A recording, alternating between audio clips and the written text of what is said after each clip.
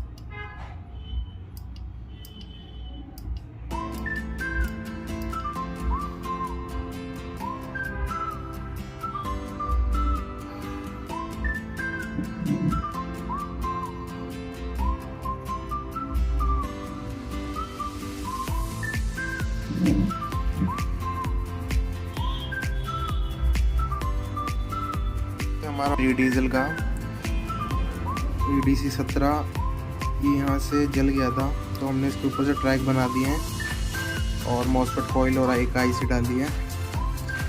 इसका हार्डवेयर है,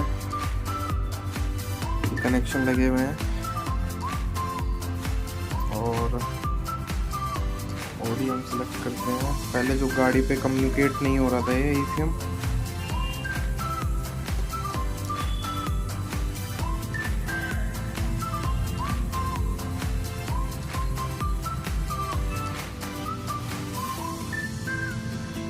कम्युनिकेट हो रहा है।